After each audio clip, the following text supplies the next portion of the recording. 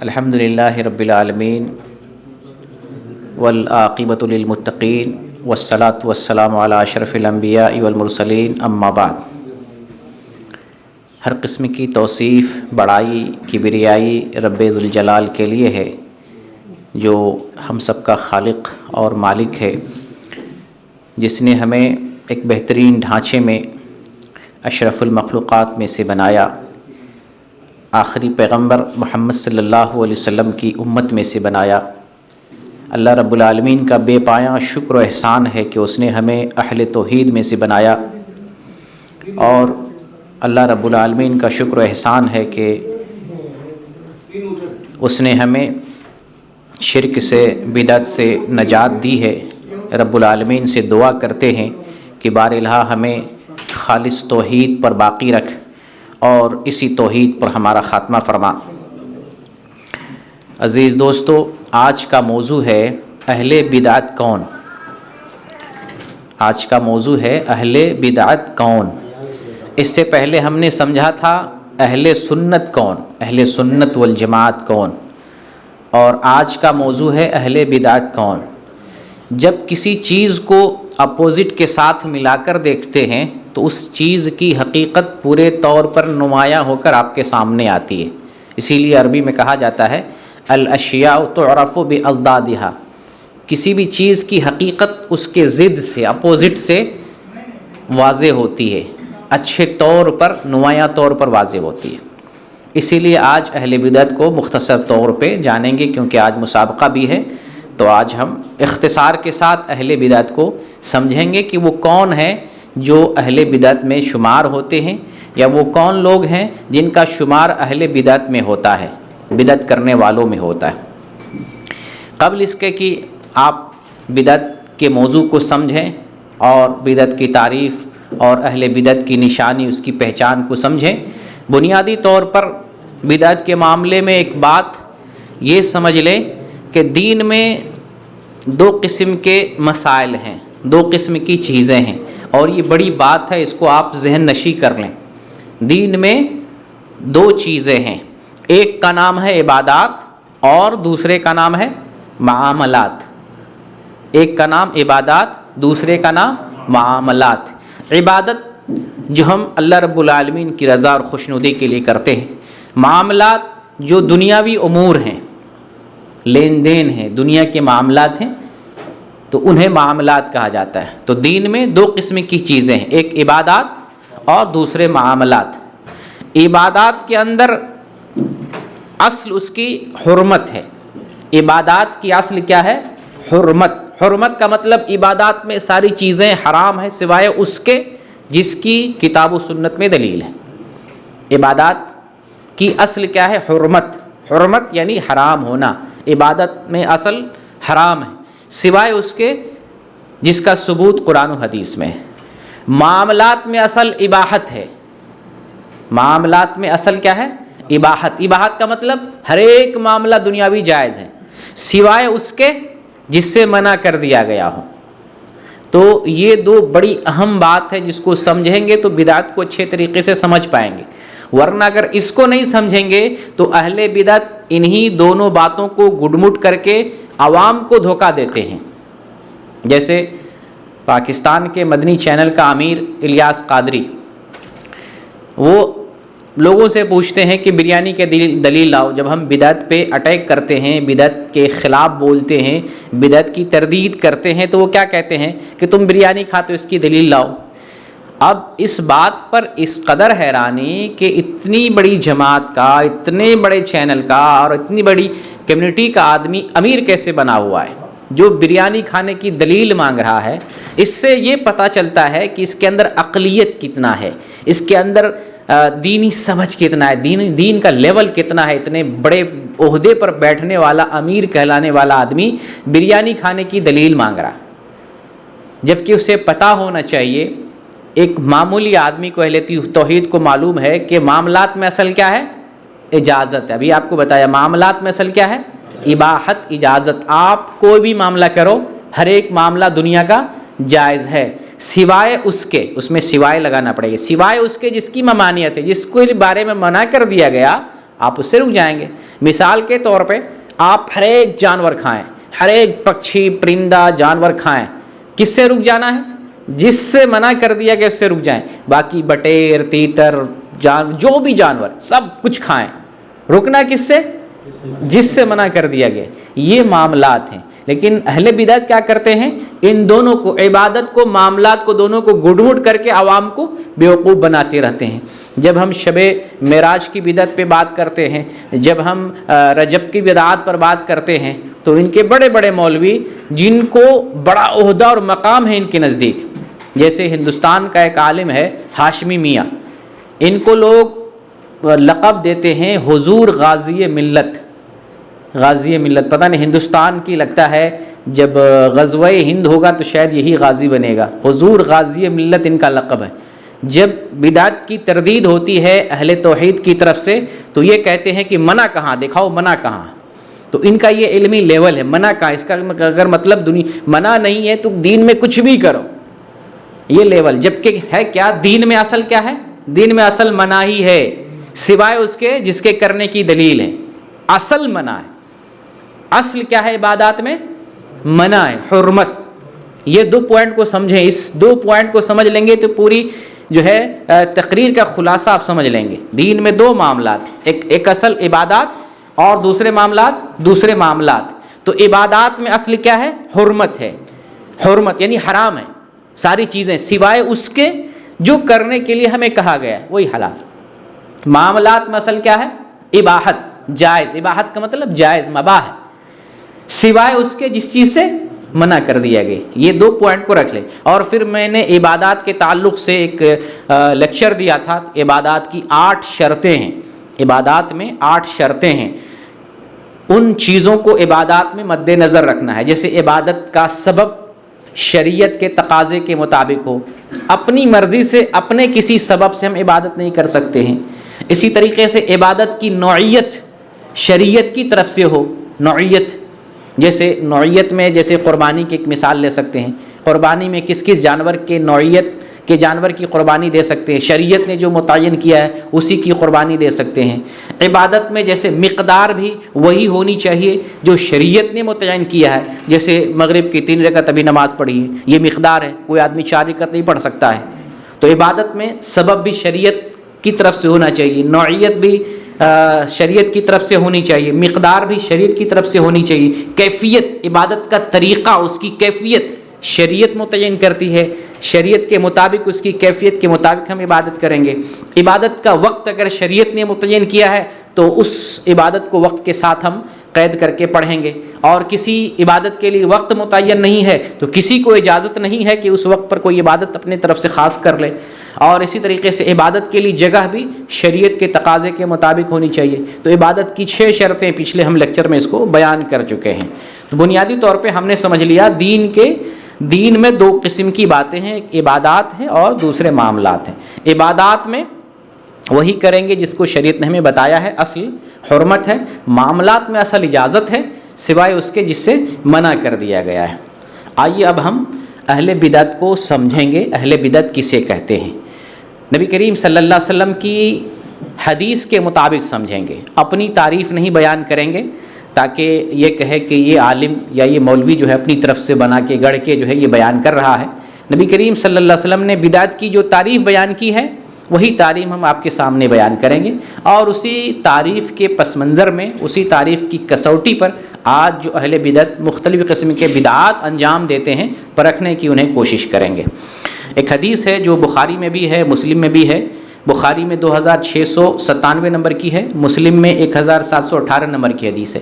سیدہ عائشہ رضی اللہ تعالیٰ عنہ بیان کرتی ہیں، نبی کریم صلی اللہ علیہ وسلم فرماتے ہیں، من احدث فی امرنا ھذا ما لیس منہ فہو رد۔ صحیح مسلم میں ہے ما لیس منہ، اور صحیح بخاری میں ہے ما لیس فیہ فہو رد۔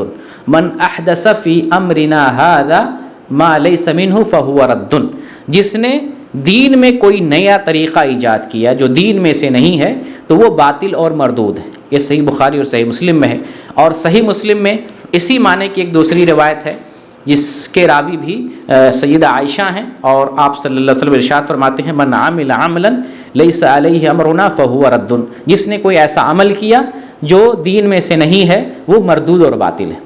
یہ دو حدیثیں صحیح بخاری میں، صحیح مسلم میں، اور یہ وہ دونوں حدیثیں ہیں جن کا شمار اسلام کے قواعد میں آتا ہے۔ اس حدیث کو آپ ازبر کر لیں، بیٹھا لیں، دامن میں گرہ لگا کر رکھ لیں، اسلام کے قواعد میں اس حدیث کا شمار ہوتا ہے۔ اسی لیے صحیح مسلم کی جو شرح لکھنے والے ہیں امام نووی رحمۃ اللہ علیہ، انہوں نے کہا ہے کہ یہ جو حدیث ہے یہ اسلام کے عظیم قواعد میں سے قاعدہ ہے، اور یہ وہ حدیث ہے جس سے بدعت کی تردید بڑی صراحت کے ساتھ ہوتی ہے۔ اس حدیث کی روشنی میں ہم بڑی وضاحت اور صراحت کے ساتھ بدعت کی تردید کرتے ہیں۔ آئیے اس حدیث کی شرح جانتے ہیں۔ نبی کریم صلی اللہ علیہ وسلم ارشاد فرماتے ہیں من احدث فی امرنا ھذا ما لیس منہ فہو رد۔ پہلے کیا فرمایا آپ نے؟ من احدث، جس نے کچھ ایجاد کیا، جس نے کچھ پیدا کیا، جس نے کچھ بنایا۔ کیسے بنایا؟ اپنی طرف سے، اپنی مرضی سے، اپنی چاہت اور اپنی خواہش سے کچھ بنایا، ایجاد کیا۔ من احدث کیا معنی ہوا؟ جس نے ایجاد کیا۔ کہاں پر ایجاد کیا؟ من احدث فی امرنا ھذا، فی امرنا ھذا، یہاں امر سے مراد دین ہے۔ اس دین میں کچھ ایجاد کیا، اس دین میں کچھ ایجاد کیا، اس دین میں کوئی چیز، نئی چیز لایا۔ وہ چیز پہلے سے نہیں تھی، وہ چیز موجود نہیں ہے، کسی نے جنم دیا ہے، کسی نے بنایا ہے۔ ایک دین نبی کریم صلی اللہ علیہ وسلم کے زمانے میں کمپلیٹ ہو چکا۔ آپ صلی اللہ علیہ وسلم جو دین ہمیں دے کے گئے وہ دین کمپلیٹ ہے، اس کے اندر ذرہ برابر بھی بڑھانے اور گھٹانے کی کسی کو اجازت نہیں ہے۔ کسی کو یہ اختیار نہیں کہ اس میں کچھ بڑھائے، اور کسی کو یہ اختیار نہیں کہ اس میں سے کچھ گھٹائے۔ اس کے اندر رد و بدل کا اختیار کسی کو نہیں، دین کمپلیٹ ہے۔ اس دین کی بات ہو رہی، اس دین میں کوئی آدمی ایجاد کرتا ہے، نئی بات لاتا ہے، ما لیس منہ یا ما لیس فیہ، جو دین میں سے نہیں ہے، جو دین میں سے نہیں ہے، شریعت میں سے نہیں ہے، دین اسلام میں سے نہیں ہے، فہو رد، وہ باطل اور مردود ہے۔ یعنی جو کام ایجاد کیا جا رہا ہے اہل بدعت نے یا ایجاد کرنے والے نے، جو کام دین میں نیا کام ایجاد کیا، وہ کام مردود اور باطل ہے۔ تو دین میں اگر کوئی آدمی نیا کام ایجاد کرتا ہے تو وہ کام بدعت ہے۔ اور دین میں کس معاملے میں؟ عبادات کے معاملے میں، عبادت میں، معاملات میں، دنیاوی معاملات میں اجازت ہے، لیکن عبادت میں اجازت نہیں کچھ ایجاد کرنے کی۔ دنیا کے معاملے میں اجازت ہے آپ ایجاد کریں، کرسی بنائے، جیسے کرسی بنانے والے نے بنایا، ایجاد کیا، کسی نے مائک ایجاد کیا، کسی نے یہ ٹیبل ایجاد کیا، کسی نے یہ شماغ بنایا ہے، ایجاد کیا ہے تو ہم لگا رہے ہیں۔ لیکن اہل بدعت یہ عبادت اور معاملہ کو خلط ملط کر کے اپنی عوام کو دھوکہ دیتے ہیں کہ اس مولوی سے پوچھو یہ شماغ کس دلیل سے لگا رہا ہے۔ اس کے لیے دلیل نہیں چاہیے، کیونکہ معاملات میں، دنیا کے معاملات میں اصل کیا ہے؟ اباحت ہے، اصل اجازت ہے۔ آپ دنیا میں جو کچھ کرو سوائے اس کے جس سے اللہ تعالیٰ نے اور اس کے رسول نے ہمیں منع کر دیا، اس سے رک جاؤ، باقی ساری چیزیں کر سکتے ہیں۔ تو جو آدمی دین کے معاملے میں کوئی نئی چیز لاتا ہے، کوئی نئی چیز پیدا کرتا ہے، ایجاد کرتا ہے، جس کی اصل دین میں نہیں تھی، ایک نئی چیز بنایا کسی نے، تو وہ چیز شریعت کی نظر میں باطل ہے، مردود ہے، وہ شریعت کی نظر میں باطل اور مردود ہے۔ تو یہ تو تعریف ہے جو صحیح بخاری میں حدیث ہے، صحیح مسلم میں حدیث ہے۔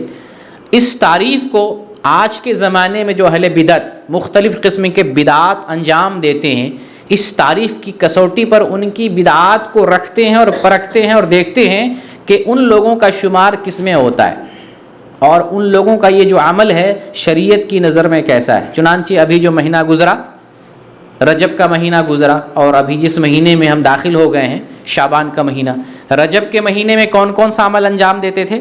یہ لوگ رجب میں مخصوص قسم کی نمازیں ایجاد کرتے ہیں، مخصوص قسم کے روزے رکھتے ہیں، مخصوص قسم کے اذکار کرتے ہیں، اور مخصوص قسم کی جو ہے عبادات انجام دیتے ہیں۔ جیسے رجب کے مہینے میں پہلے رجب کو ہزاری نماز پڑھتے ہیں، 1000 رکعت والی نماز پڑھتے ہیں۔ اسی طریقے سے رجب کے پہلے جمعہ کو 12ویں نماز پڑھتے ہیں، جس کو صلاۃ الرغائب کہا جاتا ہے۔ صلاۃ الرغائب، اہل بدعت کا عقیدہ ہے کہ آج کے دن محمد صلی اللہ علیہ وسلم کے والد کے طرف سے آپ جو ہے والدہ کے جسم میں آئے، تو آج کے دن اگر کوئی اللہ سے مانگتا ہے تو اس کی مراد پوری ہوتی ہے، یہ اہل بدعت کا کہنا ہے۔ تو اس لیے صلاۃ الرغائب 12 رکعت والی نماز پڑھتے ہیں۔ اسی طریقے سے 15ویں رجب کو ام داؤد کی طرف سے، ام داؤد کے نام سے نماز پڑھتے ہیں، ام داؤد کی نماز۔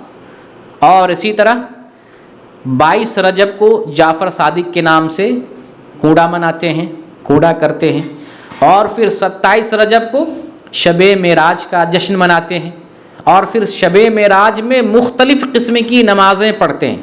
ان نمازوں کے الگ الگ طریقے بیان کیے گئے ہیں، بعض نمازیں 2 رکعت والی ہیں، بعض نمازیں 6 رکعت والی ہیں، بعض نمازیں 10 رکعت والی ہیں، بعض نمازیں 12 رکعت والی ہیں۔ پھر ان نمازوں کی الگ الگ ترکیب بتائی گئی، اس نماز کو ایسے پڑھنا ہے، فلاں صورت میں اتنی صورت جو ہے اتنی چیزیں پڑھنی ہے، فلاں صورت میں یہ صورت اتنی مرتبہ پڑھنا ہے، اور پھر نماز ادا کر کے استغفار اتنا، درود اتنا، اور یہ فلاں صورت اتنی مرتبہ پڑھنا ہے۔ پھر اس کے فضائل بیان کیے گئے، ایسا کرنے سے اولیاء کے برابر ثواب ملتا ہے، ایسا کرنے سے یہ مقام ملتا ہے، ایسا کرنے سے یہ درجہ ملتا ہے۔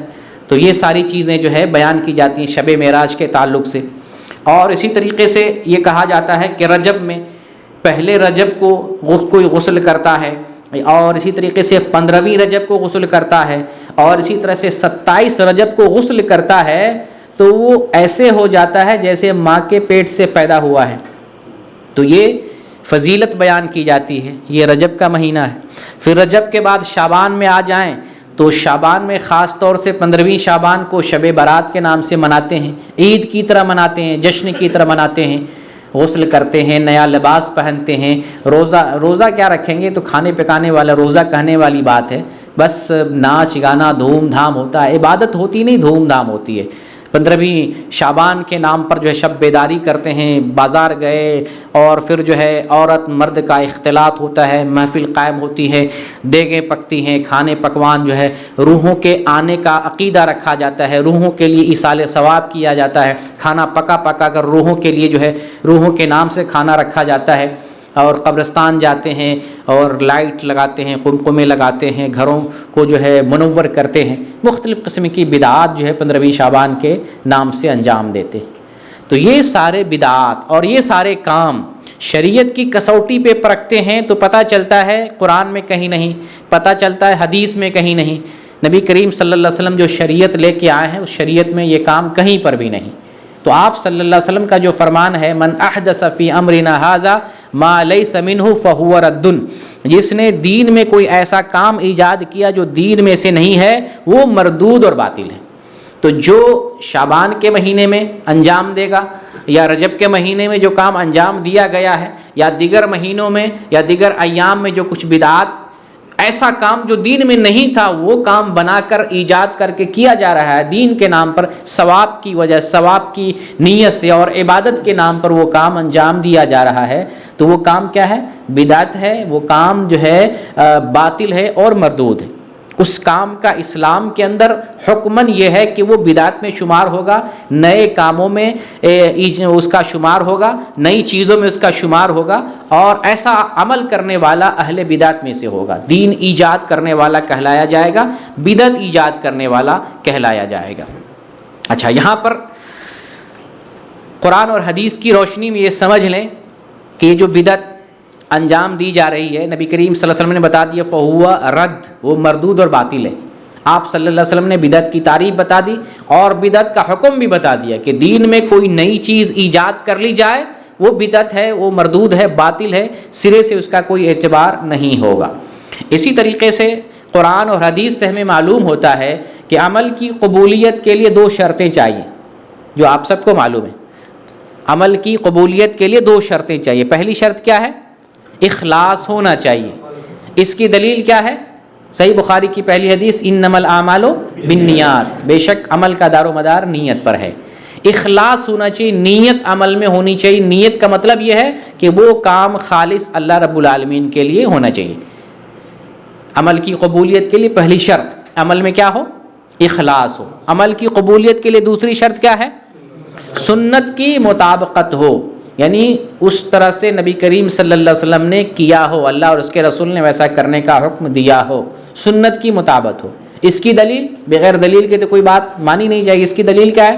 جیسے صحیح بخاری میں حدیث ہے، صحیح بخاری حدیث نمبر 5063 نمبر کی، 3 بڑے بڑے عظیم صحابہ کرام نبی کریم صلی اللہ علیہ وسلم گھر آتے ہیں اور پتہ لگاتے ہیں آپ صلی اللہ علیہ وسلم کیسے عبادت کرتے تھے. آپ صلی اللہ علیہ وسلم کے بارے میں اور آپ کی عبادت کے بارے میں جب ان لوگوں کو خبر دی جاتی ہے تو یہ سمجھتے ہیں کہ ہم لوگ تو کچھ کر ہی نہیں رہے، ہماری عبادت تو بہت کم ہے، تھوڑی سی عبادت ہے. تو ان تینوں نے الگ الگ پلان بنایا. کیا پلان بنایا؟ ایک نے پلان بنایا میں رات کو سوؤں گا نہیں، کیا کروں گا؟ عبادت پہ عبادت کرتا رہوں گا. دوسرے نے پلان بنایا میں برابر روزہ رکھوں گا، افطار نہیں کروں گا، مسلسل روزہ رکھتا رہوں گا. ایک تیسرے نے پلان بنایا شادی نہیں کروں گا. شادی کرنے سے کیا ہوتا ہے؟ آدمی الجھ جاتا ہے، عبادت نہیں کر پاتا ہے. جب نبی صلی اللہ علیہ وسلم کو پتہ چلا تو آپ نے کیا کہا؟ آپ نے کہا کہ میں تم لوگوں سے زیادہ اللہ سے ڈرنے والا ہوں. تم جتنا تقویٰ، اس عبادت سے تقویٰ ہی تو دکھایا جا رہا ہے نا کہ ہم بڑے متقی، بڑے جو ہے عمل کرنے والے، بڑے جو ہے عابد و زاہد بننے والے. آپ نے فرمایا میں تم لوگوں سے زیادہ اللہ سے ڈرنے والا ہوں.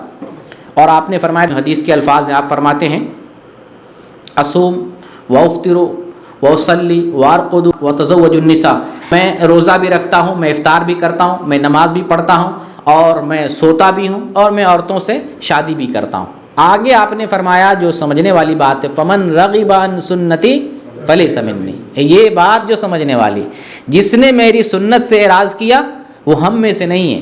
یہی دلیل ہے کہ آپ عبادت انجام دیں گے تو کس حساب سے؟ سنت کے مطابق. بظاہر رات بھر نماز پڑھنا یہ کوئی حرج والی بات نہیں ہے. بظاہر روزہ برابر رکھنا اس میں کوئی حرج نہیں ہے.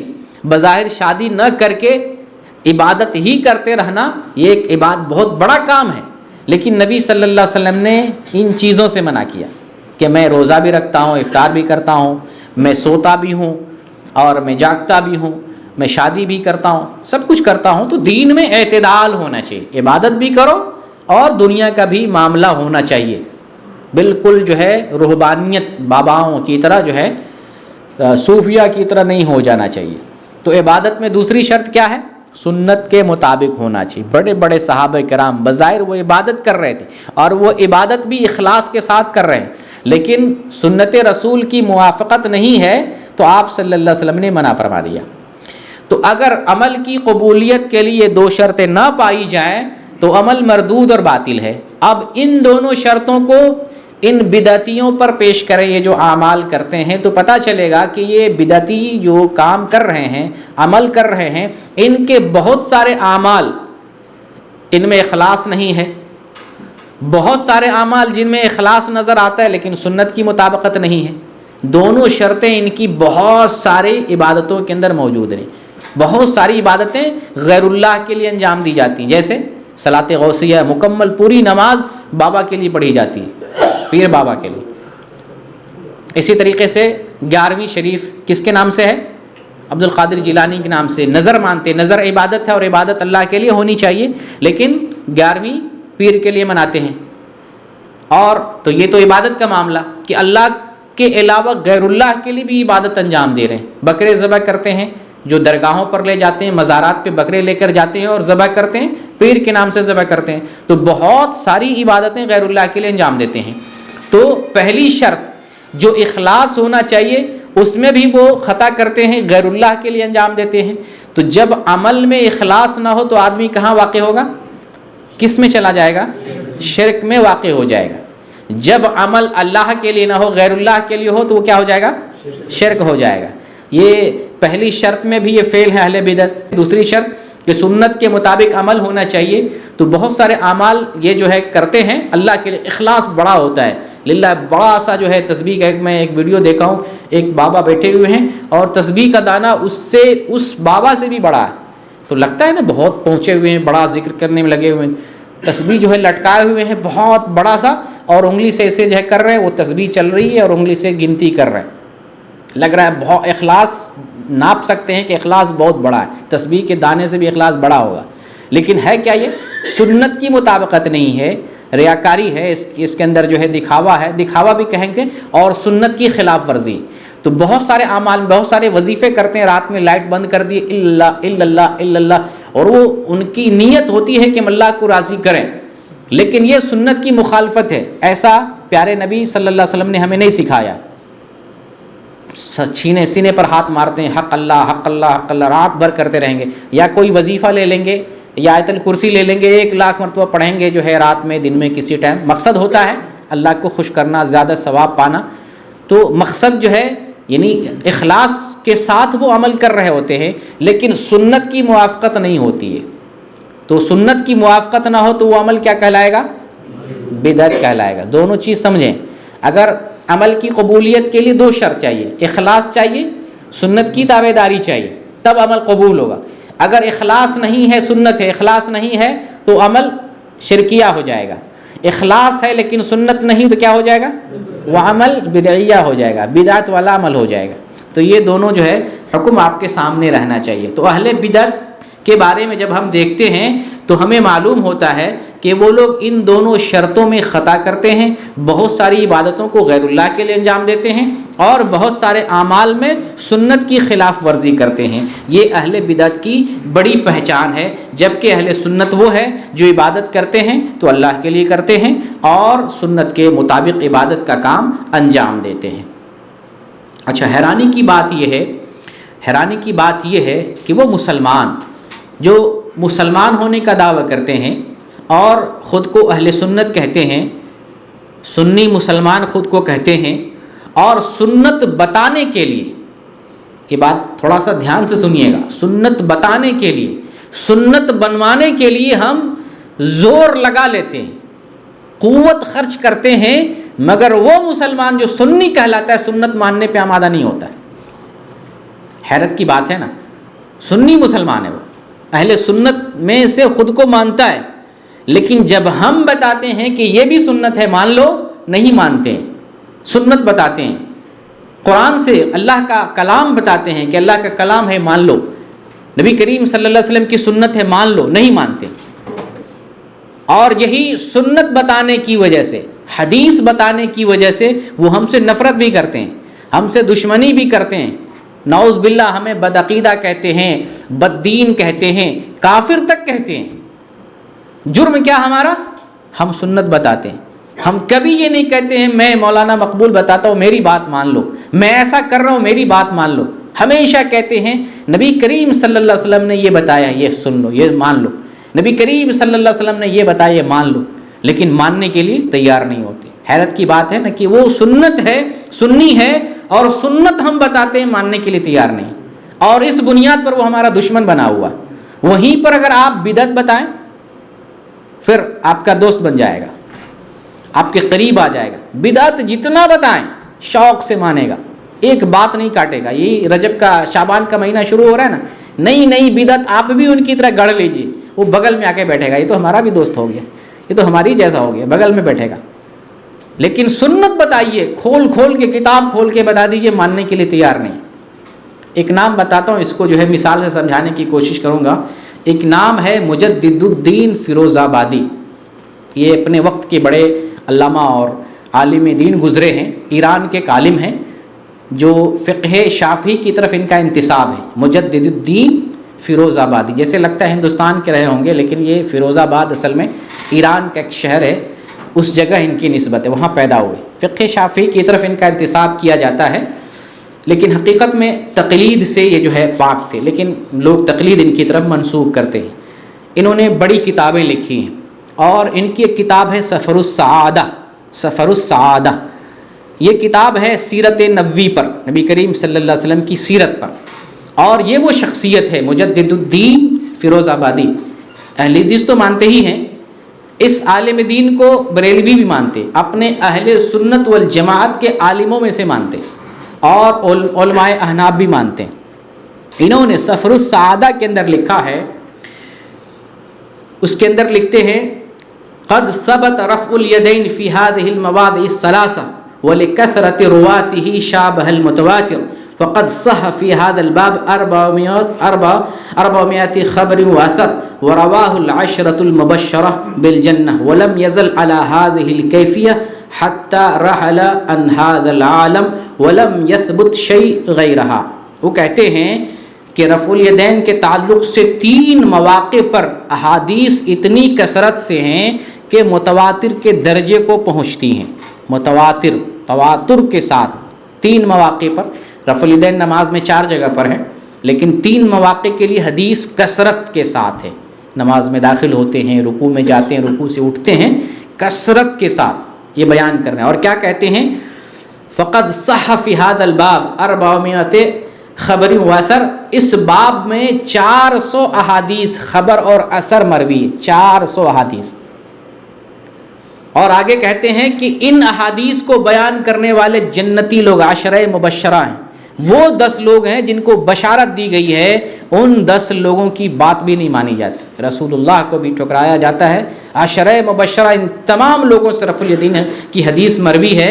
وَلَمْ يَزَلْ عَلَى هَذِهِ الْكَيْفِيَّةِ. نبی کریم صلی اللہ علیہ وسلم اسی رفع الیدین کی کیفیت پر برابر قائم رہے یہاں تک کہ آپ اس دنیا سے چلے گئے اور اس کے خلاف کوئی چیز ثابت نہیں ہے. 400 روایات یہ نقل کر رہے، بتا رہے کہ اگر جمع کی جائیں تو 400 خبر اور حدیث، 400 حدیثیں ہم اہل سنت جو کہتے اپنے آپ کو بتاتے ہیں. اتنی کثرت سے روایات ہیں، بتاتے ہیں اور وہ ماننے کے لیے تیار نہیں. ہماری بات نہیں، ہم اپنی بات نہیں منوا رہے. ہم کہتے ہیں اللہ کی بات مان لو، ہم کہتے ہیں رسول اللہ کی بات مان لو. ہزاروں دلیل دیتے ہیں، سینکڑوں دلیل پڑی ہوئی ہے، ماننے کے لیے تیار نہیں ہے. آپ ذرا فیصلہ کریں کیا یہ اہل سنت میں سے ہو سکتا ہے جن کو سینکڑوں دلیلیں دی جائیں اور وہ ماننے پر آمادہ نہیں ہے؟ اور اگر ہم بدعت بغیر دلیل کے ایجاد کر کے بتائیں، اس کو دلیل نہیں چاہیے، پھر وہ ہمارے بغل میں بیٹھے گا، دوستی کا ہاتھ بڑھائے گا. جیسے جب ہم ذکر کرتے ہیں شیطان بھاگ جاتا ہے، لیکن شیطانی کام کرنے لگے بغل میں آ کے شیطان بیٹھے گا، رے یہ تو ہمارا دوست بن گیا. تو یہ سنت پر ہم عمل کر رہے ہیں، بدعتی ہم سے بھاگا ہوا ہے. سنت بتاتے ہیں، بدعتی ہماری بات لینے کے لیے تیار نہیں، الٹا نفرت کر رہا ہے. حدیثوں پہ حدیثیں. اور یہ وہ شخصیت کی میں مثال دیا ہوں جن کو سب لوگ مانتے، تمام طبقات میں مانتے. 400 روایات اس سلسلے میں. کتنی دلیل چاہیے؟ 1 2 3 4 5 کتنی ماننے کے لیے کتنی دلیل چاہیے؟ کتنے پہ آپ مطمئن ہو جائیں گے؟ کتنی ہوتا ہے نا کہ ٹھیک ہے 10 دلیل دو تو مان لیں گے، 20 دلیل دو مان لیں گے، 30 دلیل دو. کتنی 400 اس سلسلے میں ہیں. اور وہ شخصیت بتا رہے ہیں جن کو آپ بھی مانتے نہیں مان رہے. تو آپ فیصلہ کیجئے کہ یہ لوگ اہل سنت میں سے ہو سکتے ہیں کہ دلیل دی جائے، بتایا جائے اور نہ مانے. سنت کو نہ ماننے والا کبھی بھی اہل سنت میں سے نہیں ہو سکتا ہے. اور وہیں پر میں نے بتایا کہ بدعت کریں، بدعت ایجاد کریں، بدعت بتائیں، وہ آپ کا ساتھی بنے گا، آپ کا دوست بن جائے گا. تو حقیقت یہ ہے کہ جو لوگ بدعت کا کام کرتے ہیں ایسے لوگوں کو سنت سے نفرت ہو جاتی ہے، اہل سنت سے نفرت ہو جاتی ہے.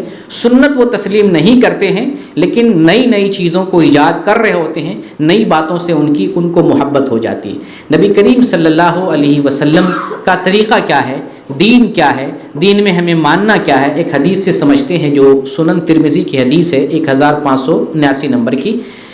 نبی کریم صلی اللہ علیہ وسلم اپنے خطبہ میں یہ بات کہا کرتے تھے. خطبہ جو بہت اہم ہوتا ہے، خطبہ میں آپ صلی اللہ علیہ وسلم یہ بات کہا کرتے تھے، ان اصدق الحدیث کتاب اللہ واحسن الحدی حدی محمد وشر الامور محدثاتها وكل محدثۃ بدعہ وكل بدعۃ ضلالہ وكل ضلالۃ فی النار. ان اصدق الحدیث کتاب اللہ، بے شک سب سے عمدہ بات اللہ کی کتاب ہے. عمدہ کلام اللہ کا کلام، اللہ کی کتاب سب سے عمدہ اور سب سے بہترین ہدیہ طریقہ محمد صلی اللہ علیہ وسلم کا ہے. سوچنے والی بات ہے کہ ہم اس طرف بلاتے ہیں جو نبی صلی اللہ علیہ وسلم نے بتایا. سب سے بہترین کلام کلام الہی ہے، سب سے بہترین راستہ طریق محمدی ہے.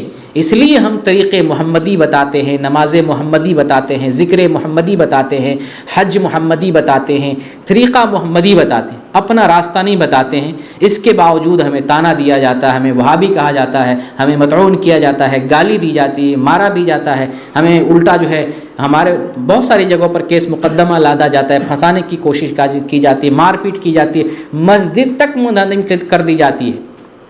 ایسے ایسے جو ہے، صرف جرم کیا ہے؟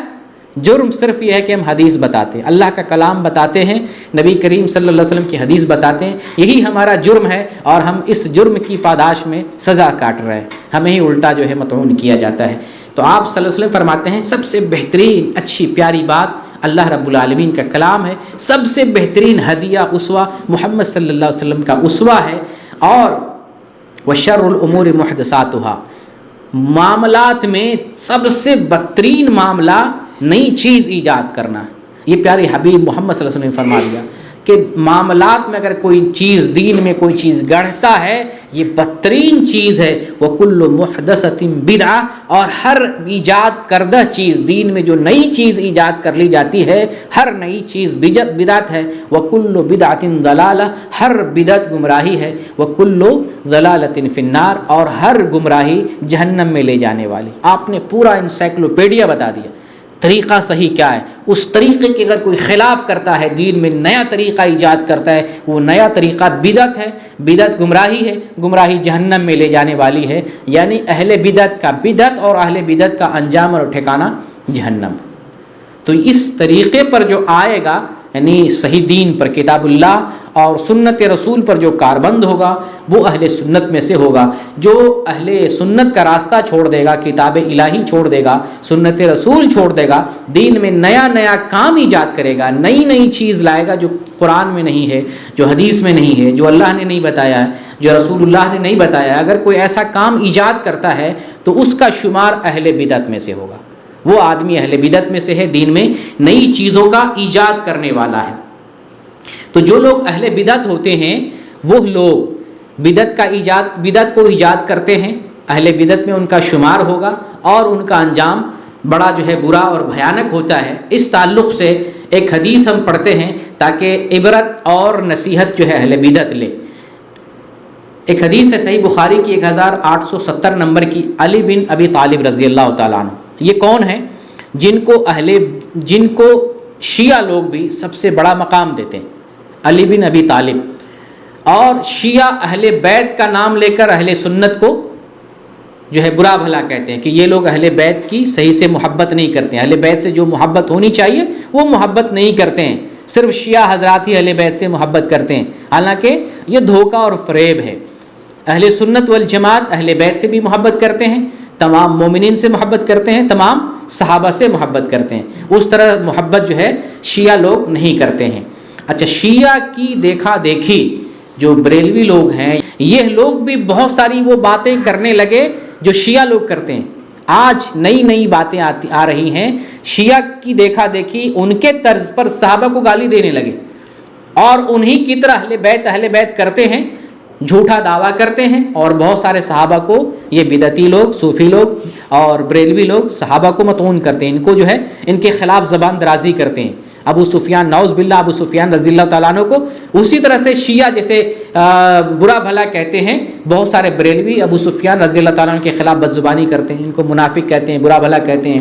اسی طریقے سے ابھی نئی نئی باتیں آ رہی ہیں کہ حضرت علی کو پہلا نمبر دیتے ہیں، جیسے شیعہ لوگ حضرت علی کو پہلا نمبر دیتے ہیں، تو بریلوی میں بھی کچھ لوگ شیعوں سے متاثر ہو کے حضرت علی کے بارے میں کہتے ہیں نہیں، انہی کا پہلا نمبر ہے، یہی پہلے نمبر پہ ہیں، انہی کا ایمان میں سب سے پہلا نمبر ہے، جبکہ اس پر اتفاق ہے کہ محمد الرسول اللہ صلی اللہ علیہ وسلم کے بعد سب سے ایمان کے اعتبار سے سب سے پہلا مقام ابو بکر صدیق رضی اللہ تعالیٰ عنہ کا ہے، پھر اس کے بعد حضرت علی کا ہے چوتھے نمبر پر۔ لیکن شیعہ کی نقالی میں بہت سارے بریلوی آج جو ہے یہ جو ہے بات کرنے لگے ہیں حضرت علی کا پہلا نمبر ہے، اور شیعہ تو ڈنکے کی چوٹ پر کرتے ہیں علی کا نمبر۔ ابھی ایک کلپ میں نے سنی، اس میں کہہ رہا ہے صرف جب علی کا ذکر آئے 1 2 3 کرو، 1 2 3، 1 2 3 کا مطلب 1 کو بھی کینسل کرو، 2 کو بھی کینسل کرو، 3 کو بھی کینسل کرو۔ باقی یہ بھی کہتا ہے کہ یہ تینوں کافر ہیں، نعوذ باللہ، صرف ایک ہے پہلے نمبر پر حضرت علی۔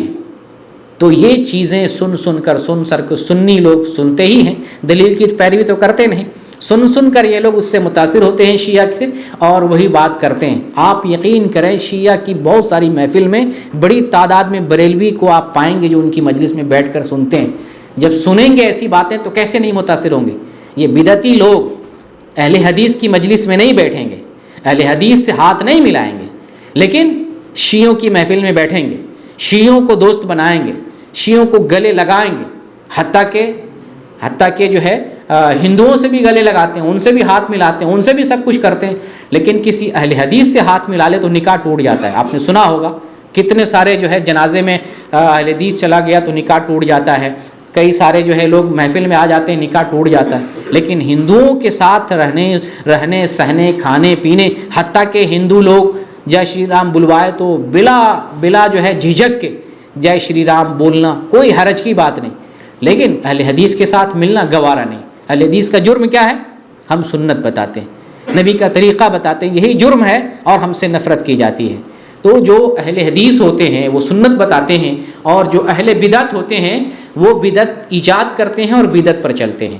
تو حضرت علی کے بارے میں آپ کو بتا رہا تھا کہ وہ حضرت علی ہیں کہ بریلوی لوگ بھی ان کو پہلا نمبر آج دینے لگے ہیں، چلو، لیکن اکثر جو ہے بہت تعظیم کرتے ہیں، یہ بھی مانتے ہیں۔ علی بن ابی طالب رضی اللہ تعالیٰ عنہ کو نبی صلی اللہ علیہ وسلم نے ایک صحیفہ لکھوایا تھا۔ اس صحیفے میں یہ لکھا ہوا ہے جو بخاری کی حدیث میں آپ کو بتا رہا ہوں، اس صحیفے میں ہے من احدث فیہا حدثا او آوى محدثا فعلیہ لعنۃ اللہ والملائکۃ والناس اجمعین لا يقبل منہ صرف ولا عدل۔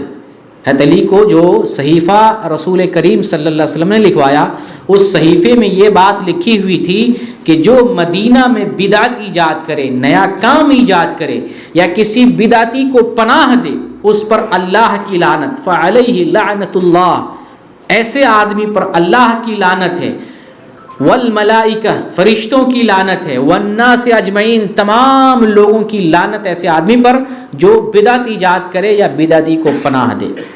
ایسے آدمی کی نہ فرض نماز قبول ہوگی نہ نفل نماز قبول ہوگی، یعنی جو بدعتی ہوگا، بدعتی کی کوئی نماز قبول نہیں ہوتی ہے، فرض نماز قبول نہیں ہوتی ہے، اور نفل و سنت و نماز بھی قبول نہیں ہوتی ہے۔ جو اہل بدعت ہے اس کا یہ انجام ہے۔ اب آپ دیکھ لیجئے، اہل بدعت سمجھتے ہیں کہ ہم رسول سے محبت کرتے ہیں، ہم جو اہل بیت سے محبت کرتے ہیں، ہم جو ہے پیروں سے محبت کرتے ہیں، اولیاء سے محبت کرتے ہیں۔ حقیقت جب معلوم کریں گے تو آپ کو پتہ چلے گا کہ اہل بدعت کے ساتھ کوئی نہیں۔ وہ دعویٰ کر رہے ہیں ہمارے ساتھ اہل بیت ہیں، ہمارے ساتھ اولیاء ہیں، ہمارے ساتھ جو ہے فرشتے ہیں، ہمارے ساتھ اللہ کے نبی ہیں، ہمارے ساتھ صحابہ کرام ہیں۔ جب معلوم کریں گے حدیث کی روشنی میں اہل بدعت کے ساتھ کوئی نہیں ہے، یہ صرف جھوٹا دعویٰ ہے۔ اہل بدعت تو وہ ہے جن پر اللہ لعنت کر رہا ہے، جن پر فرشتے لعنت کر رہے ہیں، جن پر تمام لوگ لعنت کر رہے ہیں۔ جب تمام لوگ لعنت کر رہے ہیں تو اہل بیت بھی آ گئے، اور اس میں جو ہے اولیاء بھی آ گئے، اس میں سارے لوگ آ گئے۔ اور حضرت علی کو یہ صحیفہ لکھایا گیا ہے تو حضرت علی تو پہلے نمبر پہ لعنت بھیجتے ہوں گے اہل بدعت پر، بدعتیوں پر لعنت بھیجنے میں سب سے پہلے نمبر پہ حضرت علی ہوں گے، کیونکہ انہی کو یہ صحیفہ لکھایا گیا۔ اور جن کو یہ غوث بنائے بیٹھے ہیں، سب سے بڑا غوث، وہ غوث تو یہ کہتے ہیں کہ اہل بدعت سے نہ سلام کرو، یہ کسی راستے سے آئے راستہ کاٹ دو، دوسری طرف چلے جاؤ، اس سے میل جول نہ رکھو۔ آج جو اپنے آپ کو اہل غنیۃ الطالبین میں پیر صاحب آج جو اپنے آپ کو اہل سنت لکھتے ہیں، اس کو سنت سے کوئی میل اور واسطہ نہیں، اور یہ لوگ حدیث سے نفرت کرتے ہیں، حدیث سے دشمنی کرتے ہیں۔ پہچان بتائے ہیں اس نے جو ہے پیر صاحب نے، اور پیر صاحب نے یہاں تک پہچان بتایا ہے تو جو ہے شیعہ ہوتے ہیں وہ اہل حدیث کو یہ کہتے ہیں کہ اہل بیت کے بارے میں جو ہے بغض رکھتے ہیں، یہ ناسبی ہوتے ہیں۔ تو جو بھی آدمی اہل حدیث کو اگر ناسبی کہتا ہے، آپ سمجھ لیں اس کے اندر شیعیت ہے، وہ شیعوں سے متاثر ہے۔ یہ شیعہ کی علامت ہے جو اہل سنت کو، اہل حدیث کو ناسبی کہتے ہیں۔ حقیقت میں اہل سنت یا اہل حدیث وہ ہیں جو صحابہ سے بھی محبت کرتے ہیں، برابر محبت کرتے ہیں، اہل بیت سے بھی برابر محبت کرتے ہیں، اور تمام مومنین سے محبت کرتے ہیں۔ لیکن جو اہل بدعت ہیں، اہل بدعت سے سارے لوگ بیزار ہیں۔ پیر صاحب بیزار ہیں، پیر صاحب نے سلام کلام بند، نہ رشتہ ناتا بند، راستہ بدل دینے کے لیے کہا، اور پیر صاحب دامن چھڑا لیے۔ قرآن کی آیت سے بھی یہ ثابت ہے۔ قرآن میں اللہ تعالیٰ نے سورہ فاطر میں ارشاد فرمایا وَيَوْمَ الْقِيَامَةِ يَكْفُرُونَ بِشِرْكِكُمْ، کہ جس کو یہ لوگ شریک ٹھہراتے ہیں اپنی عبادتوں میں، تو ان کے شریک، یعنی انہیں جن کو شریک ٹھہرا رکھا ہے، قیامت میں کہیں گے ہم نے کہاں کہا تھا شریک بنانے کے لیے۔ قیامت میں اپنی شرکت کا انکار کریں گے کہ ہم نے ان کو نہیں کہا تھا ہمیں شریک بناؤ۔ اللہ تعالیٰ نے سورہ فاطر میں بتایا ہے کہ اگر تم ان کو پکارو تو یہ تمہاری پکار نہیں سن سکتے ہیں، اگر سن بھی لیں تو جواب نہیں دے سکتے ہیں، اور قیامت میں تمہاری شرکت کا انکار کریں گے۔ تم جو شریک ٹھہراتے ہو، اولیاء کو اپنی عبادتوں میں شریک ٹھہراتے ہو، اللہ قرآن میں بتا رہا قیامت میں یہ تمہاری شرکت کا انکار کریں گے۔ تو پیر صاحب تو انکار کر دیے، اللہ نے بھی دلیل دے دی، بتا دی، اور پیر صاحب نے بھی اپنی کتاب میں لکھ دی، پیر صاحب بھی بیزار ہے، اللہ کی بھی لعنت ہے، اور فرشتوں کی لعنت ہے، تمام انسانوں کی لعنت ہے، محمد صلی اللہ علیہ وسلم کی لعنت بھی ہے۔ محمد صلی اللہ علیہ وسلم جب حوض کوثر پر پانی پلاتے رہیں گے تو آپ کو خبر دی جائے گی کہ یہ جو ہے دین میں نئی نئی چیز ایجاد کر رہے تھے، تو آپ کہیں گے دور ہو جاؤ، دور ہو جاؤ، بدعتی لوگ یہاں سے دور ہو جاؤ۔ نبی کریم صلی اللہ علیہ وسلم وہاں بھگا دیں گے، نبی کریم صلی اللہ علیہ وسلم آخرت میں وہاں بھگا دیں گے۔ تو اگر دیکھا جائے تو اہل بدعت سے سب لوگ بیزار ہیں، سب لوگ بیزار ہیں، کیونکہ یہ بدعت ایجاد کرتے ہیں۔ اہل بدعت کے ساتھ ہمارا تعامل کیا ہو کہ ہم ان کی مجلس میں نہ بیٹھیں، ہم ان کی کتابیں نہ پڑھیں، ان کے بیانات نہ سنیں، ان سے تعلق اور رشتہ نہ رکھیں، کیونکہ ان کی مجلس میں بیٹھنے سے بدعت کا اثر آپ پر آئے گا، بدعت کی خرابی آپ میں آئے گی، بدعت سے آپ متاثر ہوں گے اور آپ بھی کہیں نہ کہیں بدعت میں واقع ہو سکتے ہیں۔ تو ان سے جو ہے اہل بدعت سے الحمدللہ مومنین بیزار ہیں۔ بدعت پھیلنے کی وجہ کیا ہے، کس وجہ سے یہ بدعت معاشرے میں پھیل رہی ہے، ہمیں اس کو سمجھنا ہے تاکہ بدعت کی ہم روک تھام کر سکیں، اس کا سد باب کر سکیں۔ ایک وجہ تو علماء، برے علماء، ان کے جو علماء ہیں برے علماء، وہ پھیلاتے ہیں چیخ کر، چلا کر، گڑ کر لوگوں کو، یہ لوگ بتاتے ہیں۔ اگر علماء سدھارنے لگیں، سمجھانے لگیں، ہو سکتا ہے لوگ صحیح راستے پر آ جائیں، لیکن علماء ان کے بتاتے نہیں ہیں صحیح دین، حق کو چھپاتے ہیں، بدعت بتاتے ہیں، جس کی وجہ سے لوگ گمراہ ہوئے۔ ایک ہے آبا پرستی، والد پرستی، دادا پرستی، اپنی قومیت کی جو ہے اپنے گھر کی پرستی، گھر میں جو چیز ہوتی ہے اس کی نقالی کرنا۔ جیسے کہ حدیث میں آیا، بخاری کی حدیث ہے، کل مولود یولد علی الفطرہ فابواہ یہودانہ او ینصرانہ او یمجسانہ، کہ ہر بچہ فطرت پر پیدا ہوتا ہے، لیکن اس کے ماں باپ کیا کرتے ہیں، یا تو یہودی بنا دیتے ہیں، یا نصرانی بنا دیتے ہیں، یا مجوسی بنا دیتے ہیں۔ تو جو اہل بدعت کے گھر میں بیٹا پیدا ہو، بچہ پیدا ہو، کیا ہوگا، اہل بدعت میں سے جائے گا، باپ کی تقلید میں، گھر کی تقلید میں۔ تو ایک خاندان کی تقلید بھی ہے، لیکن جو دین سمجھتے ہیں، دین کوشش کرتے ہیں سمجھنا، دین پر چلنے کی کوشش کرتے ہیں، وہ لوگ حق پر آ جاتے ہیں۔ لیکن ایک وجہ یہ بھی ہے آبا پرستی، اس وجہ سے بھی یہ چیز پھیل رہی ہے۔ ایک ہے اس میں کبھی کبھار جو ہے حکمرانوں کو موقع ملتا ہے بدعت کو رواج دینے کا، تو بدعت رواج دیتے ہیں۔ جیسے یہاں پر بھی سعودی عرب میں ترکی لوگ آئے تھے، سعودی عرب میں پوری جگہ پر کیا بنا دیا، مزارات بنا دیے تھے، یہ مزار وہ مزار۔ الحمدللہ جب حق والوں کے پاس حکومت آئی، سب کو زمیں بوس کر دیا، کیونکہ کسی قبر پر اونچی عمارت نہیں بنا سکتے، کسی قبر کو جو پکا نہیں کر سکتے ہیں۔ یہ جو ہے سنت کے اندر یہ بات، یہ تعلیم دی گئی ہے۔ اور اس میں ایک چیز ہے مسلک پرستی، تقلید، اندھی تقلید، کسی کے پیچھے آنکھ بند کر کے چلنا۔ جیسے آپ نے بھیڑیا کو دیکھا ہوگا، بھیڑیا جو ہے جس راستے سے چل رہے ہوتے ہیں سارے اسی لائن پہ، اسی پٹری پہ، اگر کوئی ٹرین کی پٹری پہ آ جائے، ٹرین ادھر سے آ رہی تو کوئی دائیں بائیں نہیں، سب اس کے پیچھے چلتے رہیں گے، چاہے کٹ ہی کیوں نہ جائے گاڑی میں۔ تو یہ اندھی تقلید میں یہ ہوتا ہے، گڈھے کی طرف سب جا رہے ہیں، سب گریں گے اسی طرف، آنکھ بند کر کے چلنا نہیں۔ دین میں کیا ہے، قرآن اور حدیث کی پیروی، اندھی تقلید نہیں، قرآن و حدیث کی اتباع اور پیروی ہمیں کرنی چاہیے۔ اور ایک چیز ہے جہالت، جہالت کی وجہ سے بھی جس کو دین کا علم نہیں ہوتا ہے، جہالت ہوتی ہے، وہ جیسے تیسے بات عمل کر رہا ہوتا ہے۔ اسلام ہمیں بتاتا ہے کہ دین کی تعلیم لو، جب آپ دین کی تعلیم لیں گے، قرآن کی تعلیم لیں گے، حدیث کی تعلیم لیں گے، بدعت میں واقع نہیں ہوں گے، سنت کو آپ سمجھ سکیں گے۔ اس لیے تعلیم ضروری ہے، تعلیم نہ ہونے کی وجہ سے بھی آدمی گمراہ ہوتا ہے۔ اور ایک وجہ ہے مادیت، مادی چیزوں کا لالچ کرنا، پیسے کا لالچ کرنا، دنیا کا لالچ کرنا، عہدے کا لالچ کرنا، اور جو ہے منصب کا یا جو ہے شہرت اور نامدی چاہنا۔ ان چیزوں کی بنیاد پر بھی بہت ساری چیزیں دنیا میں پھیلتی ہیں۔ جیسے مرزا جہلمی ہے، مرزا انجینئر محمد علی ہے، یہ پیسے پہ ٹکا ہوا ہے، یوٹیوب پہ پیسہ کما رہا ہے، سوشل میڈیا پر ویڈیو بنا کے ڈالتا ہے، اس کی نہ تنظیم ہے، نہ اس کی مسجد ہے، نہ اس کی جماعت ہے، نہ اس کے آگے ہے، نہ اس کے پیچھے ہے، وہ ایک اکیلا بندہ ہے، ایک روم میں بیٹھا ہوا ہے اور ویڈیو بنا کے اس سے بہت زیادہ کمائی کر رہا ہے۔ آپ سوچ نہیں سکتے جتنا کما رہا ہے۔ تو وہ منفعت جڑا ہوا ہے اور شیعیت کو فروغ دے رہا ہے، شیعیت کو فروغ دے رہا ہے، اس لیے کہ اس شیعہ جس کی تعریف کرے آپ سمجھ لیں وہ شیعہ پارٹی سے ہوگا. آپ بڑی تعداد میں شیعہ کی تقریر سن لیں جو انجینئر محمد علی کی تعریف کر رہا ہے. ویسے کوئی تعریف کرے گا کسی کی؟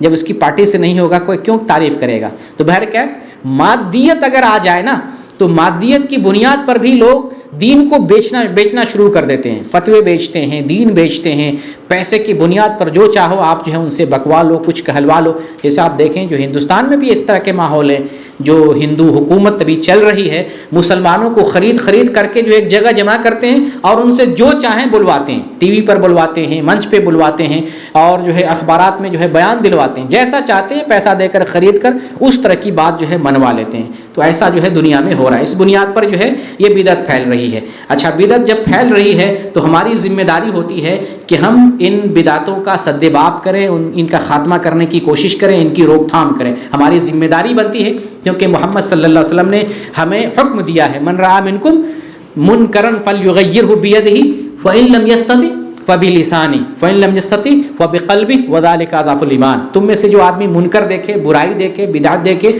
گناہ دیکھے, کیا کرے؟ وہ سب سے پہلے ہاتھ سے روکے. ہاتھ سے روکنے کی طاقت نہیں ہے تو زبان سے منع کرے, اور زبان سے بھی منع کرنے کی طاقت نہ ہو تو کم از کم دل میں برا جانے. اور یہ تو کمزور ایمان ہے. آپ کیا کمزور ایمان والا بننا چاہتے ہیں؟ نہیں. دنیا میں تو طاقتور آدمی بننا چاہتے ہیں تو دین میں کمزور کیوں بنیں گے؟ دنیاوی معاملات میں آپ کیا ہیں؟ اگر ایک کوئی گالی دے دے تو کمزور بنیں گے؟ نہیں, معاف کر دیتا ہوں, چھوڑ دیتا ہوں. نہیں, دنیاوی معاملات میں آپ کمزوری نہیں دکھاتے, آپ اس سے بڑھنے کی کوشش کرتے ہیں. ایک ڈنڈا مارے ہم جو ہے ریوالور اور بندوق تان دیتے ہیں, ہم اس سے زیادہ طاقتور ہیں. تو دین کے معاملے میں بھی ہمیں قوت والا ہونا. تو قوت والا دو طبقہ ہے, یا تو ہاتھ سے یا زبان سے. ہاتھ سے اگر نہیں منع کر سکتے ہیں تو کم از کم زبان سے نصیحت کریں. اور اسی طریقے سے عوام کے ساتھ, جو اہل سنت میں سے عوام ہیں اور اہل سنت میں سے جو علماء ہیں, ان دونوں طبقے کی ذمہ داری ہے کہ جہاں جہاں بدعت کا کام ہو رہا ہے, آپ کے سماج میں, گھر میں, آپ کے علم میں, آپ کے دوست و احباب میں, آپ کے سرکل میں, آپ سے جتنا ہو سکتا ہے حکمت کے ساتھ, بصیرت کے ساتھ بدعت کی روک تھام کریں. اور علماء کی خاص طور سے ذمہ داری ہے کہ جو بدعت وجود پذیر ہو رہی ہے اس کا سد باب کریں, کاٹ کریں, ممبروں سے, مسجدوں سے اور جو ہے اسٹیج سے اور اپنے بیانات کے ذریعے توحید کا پرچار کریں, اصل دین بتائیں, اور جو بدعت ہو رہی ہے اس بدعت کے خاتمہ کے لیے, اس کی روک تھام کے لیے آواز اٹھائیں. اس کے لیے کوشش کرنا پڑے گا, اس کے لیے محنت کرنا پڑے گا. اہل بدعت کے پرچار میں جتنی محنت کر رہا ہے, اہل حق اتنا محنت نہیں کرتے ہیں, جبکہ ان کے پاس حق ہوتا ہے. نہ اتنی محنت کرتے ہیں, نہ اتنا خرچ کرتے ہیں, نہ اتنا وقت دیتے ہیں, نہ اتنی قربانی دیتے ہیں, نہ اتنا اخلاص دکھاتے ہیں. جبکہ اہل بدعت بہت شور سے, بہت زور سے, بہت طاقت کی بنیاد پر اور بڑا ملمہ سازی کر کے اور بہت جو ہے شور غوغا کے ساتھ وہ اپنا پرچار کرتے ہیں, جبکہ وہ ناحق پر ہوتے ہیں. تو اہل حق کی ذمہ داری ہے اخلاص کے ساتھ اس میدان میں آئیں اور بدعت کا ڈٹ کر مقابلہ کریں, اور جہاں بھی موقع ملے ہم جو ہے بدعت کی روک تھام کے لیے کوشش کریں. سب سے آخری پوائنٹ, آپ میں سے یا یہ آواز جہاں تک پہنچ رہی ہے ان لوگوں میں سے اگر جانے انجانے بدعت کا کام ہو گیا, اگر بدعت میں واقع تھے, بدعت کے راستے پر چل رہے تھے, تو اب کیا ذمہ داری, جب ہم نے سمجھ لیا کہ بدعت کا انجام برا ہے, بدعت کا انجام جو ہے بدعت جہنم تک لے جانے والی ہے, تو اگر ہمیں آج معلوم ہو رہا ہے کہ بدعت کا یہ انجام ہے تو ہمیں کرنا کیا چاہیے؟ واپس پلٹ جانا چاہیے, اسلام کی طرف آ جانا چاہیے, سنت کی طرف آ جانا چاہیے, ریل اسلام, ریل دین, جو اصل دین ہے اس کی طرف پلٹ جانا چاہیے. اس کے لیے اللہ رب العالمین سے جو ہم نے پہلے کیا ہے سچے دل سے معافی طلب کریں, اللہ معاف کر دے گا. جتنا بھی بدعت کا کام کیے اللہ سے سچے دل سے توبہ کریں گے, اللہ تعالیٰ جو ہے گناہ کو معاف کرنے والا ہے. سچے دل سے توبہ کرنے کے بعد اب اللہ رب العالمین سے عہد و پیمان کر لیں کہ میں سنت کا پابند بن زندگی گزاروں گا, اور اللہ رب العالمین سے دعا بھی کرتے رہیں, توفیق بھی طلب کرتے رہیں. اللہ آپ کو اس کی توفیق دے گا, اور توبہ کرنے کی وجہ سے سچی توبہ ہو تو اللہ تعالیٰ پچھلے گناہ کو بھی معاف کر دے گا. اللہ رب العالمین سے دعا کرتے ہیں بار الہ ہم سے جو جانے انجانے میں گناہ ہوا ہے, بدعت کے تعلق سے, شرک کے تعلق سے, گناہ اور معصیت اور کفر کے تعلق سے, اے اللہ ہم معافی کا طلبگار ہیں, ہم سب کو معاف فرما دے. اے اللہ جو لوگ بھٹکے ہوئے ہیں, مسلمان ہیں لیکن اہل بدعت میں سے ہیں, مسلمان ہیں لیکن سنت نہیں مان رہے, مسلمان ہیں لیکن سنت کے لیے دل ان کا جو ہے صاف نہیں ہے, اے اللہ انہیں ان کے دل کو صاف کر دے, سنت کو تسلیم کرنے اور سنت پر عمل کرنے کی توفیق عطا فرما. آمین. وآخر دعوانا الحمدللہ رب العالمین.